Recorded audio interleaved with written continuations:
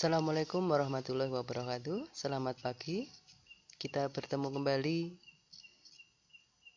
untuk belajar bangun ruang dimensi 3.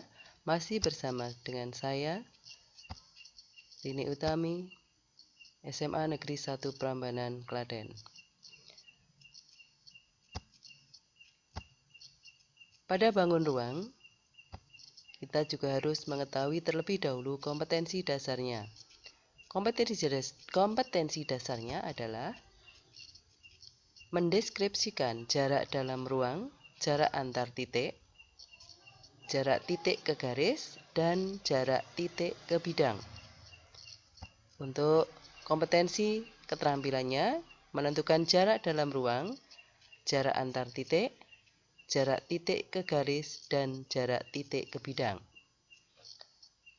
Langsung saja, materi bangun ruang ini sudah pernah kalian pelajari di SMP. Sehingga di sini saya ingatkan kembali, bahkan sudah dikenalkan sejak SD. Bangun ruang itu apa toh ya? Sehingga kita harus mengulas kembali, mengingat kembali tentang pengertian dari bangun ruang. Di sekitar kita, di lingkungan sekitar kita, saya yakin kalian semua sudah mengetahui bangun ruang. Saya ambil contoh misalnya ada balok, bola, kubus, kerucut, tabung, dan masih banyak benda-benda yang lain yang bentuknya beraturan. Nah, silahkan nanti kalian coba cari sendiri benda-benda tersebut. Nah, pengertian pada bangun ruang itu diantaranya ada ruangan ya, yang kita anggap sebagai ruangan. Itu apa toh? Nah, pada ruang itu ada yang namanya sisi atau bidang. Bidang itu apa? Daerah yang membatasi bangun ruang. Jadi ada bidang-bidang, ada sisi-sisi yang membentuk menjadi sebuah bangun ruang, sebuah ruangan. Kemudian ada rusuk. Rusuk itu apa? Rusuk adalah perpotongan dari dua sisi.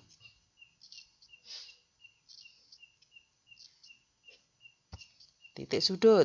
Titik sudut adalah titik potong antara beberapa rusuk. Kemudian ada juga diagonal sisi. Ada diagonal ruang. Ada juga bidang diagonal. Kalau tadi ada diagonal ruang, diagonal ruang, diagonal sisi itu kita hubungkan nanti terbentuk menjadi bidang diagonal. Pengertiannya diantaranya seperti itu. Nah, nanti sekali lagi kita ingat kembali benda ruang, bangun ruang. Nah, di sini saya memberikan contoh, bisa kalian coba isi. Kemudian ini latihannya, silahkan kalian coba. Sekali lagi ini mengingat kembali pelajaran SD. Nah, silahkan kalian coba. Kita bertemu kembali untuk membicarakan dimensi 3 lebih lanjut. Oke, langsung saja. Kalau itu tadi sudah kalian coba untuk mengingat kembali ingatan kalian masing-masing, kita semua. Kita lanjutkan sekarang tentang dimensi 3 yang akan kita bicarakan lebih lanjut. Kita langsung sekarang ke menentukan kedudukan titik, garis, dan bidang dalam ruang dimensi 3.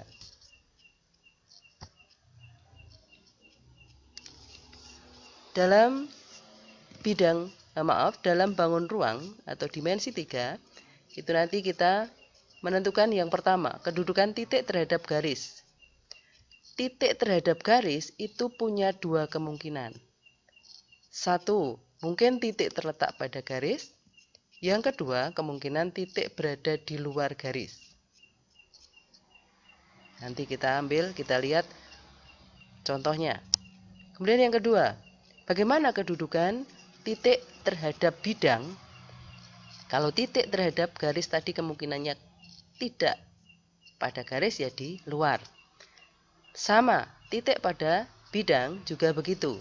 Kalau tidak terletak pada bidang, ya hanya di luar bidang.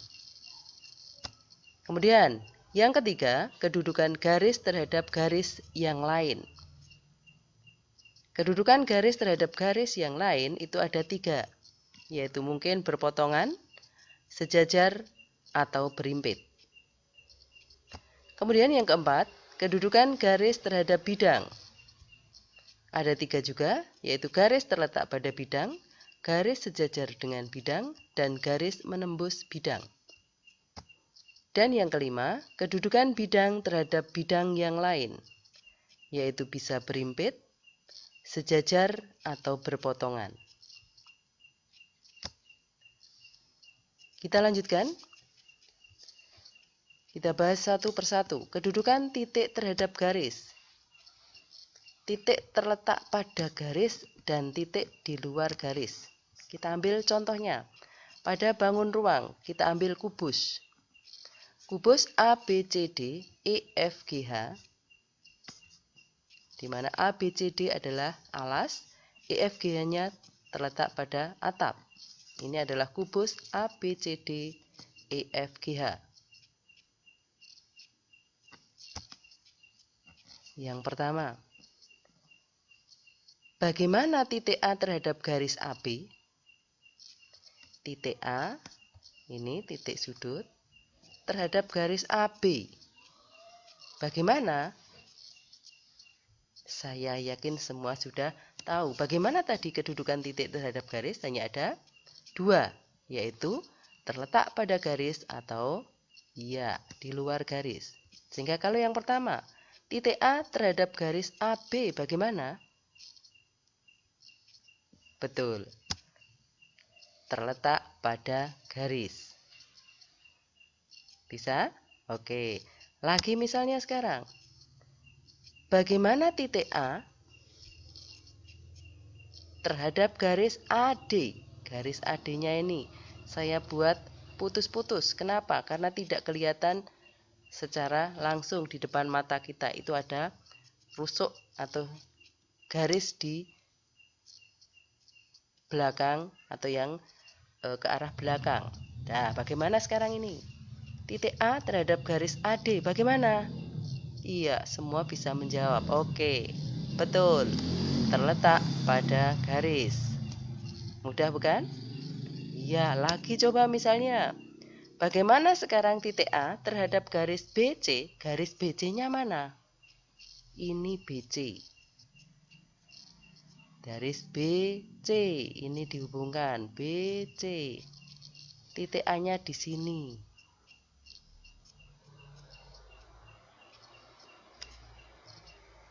Bagaimana? Garis A dengan garis BC. Apakah terletak pada garis atau di luar garis? Terletak pada garis? Iya, tidak, di luar garis. Bisa? Oke, lagi misalnya. Bagaimana sekarang titik E terhadap garis HG? Titik E terhadap garis HG. Bagaimana? Oke. Ya, di luar garis.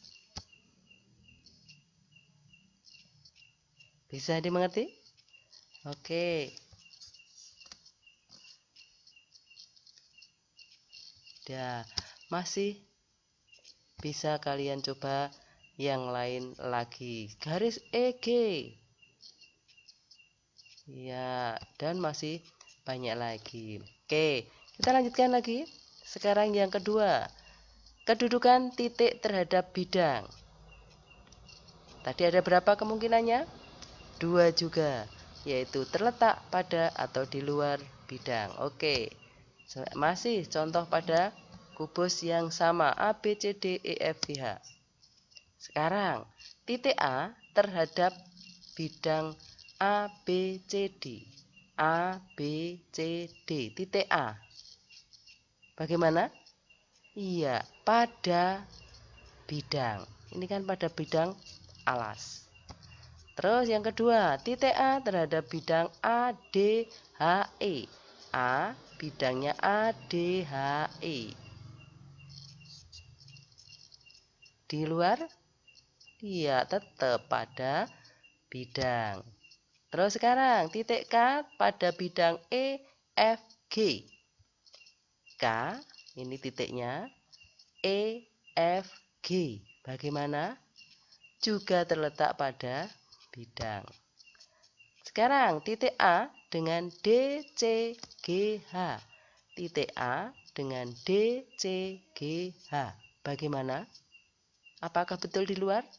Iya, karena A-nya di depan, D, C, G, H-nya adalah dinding belakang. Bisa dimengerti? Oke, saya kira demikian. Bisa dilanjut? Oke, kita lanjutkan lagi. Ya. Sekarang yang ketiga, kedudukan garis terhadap garis yang lain. Bisa berpotongan, bisa sejajar, berimpit, atau bersilangan. Kita contohkan masih pada kubus A, B, C, D, E, F, G, H. Di sini ada 8 titik sudut. Juga ada tambahan, ada titik M di sini dan titik K di bidang E, F, G, H.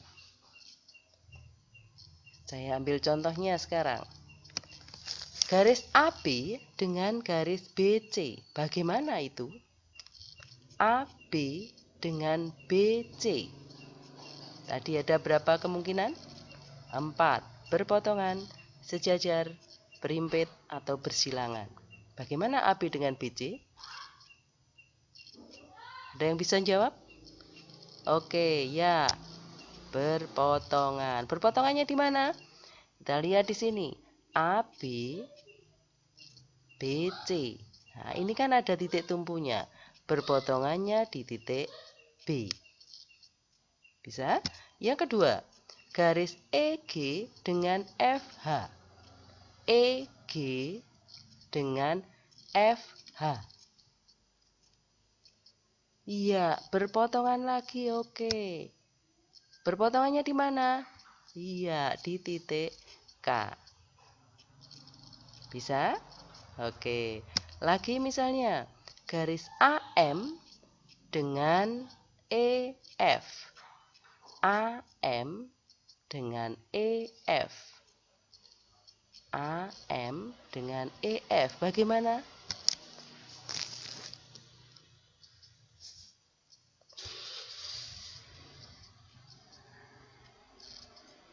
Ada yang bisa jawab? Ya, kita lihat. AM. Ini AM. Sebenarnya garis itu tidak hanya berhenti di sini.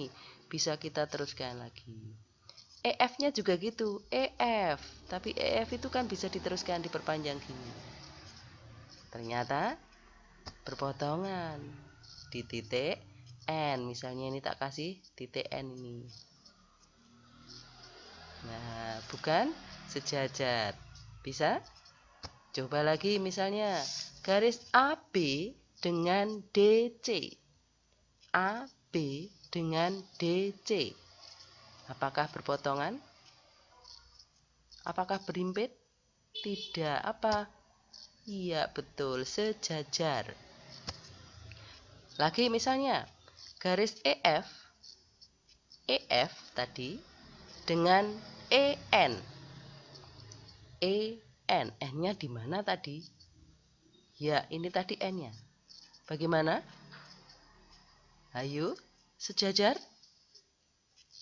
Ya, berimpit kan jadi satu. Soalnya apa? EN itu kan perpanjangan dari EF. Jadi EF diperpanjang, tadi kan melalui N juga. Lagi oke, misalnya garis AB dengan CG. AB dengan CG. Apakah berpotongan? Apakah sejajar? Ya. Apakah berimpit? Oh ya. Adalah bersilangan. Kenapa bersilangan? Karena AB ini di depan. Jadi kalau kalian sekarang berada di dalam rumah, silahkan kalian lihat ruangan itu dari tempat kalian duduk.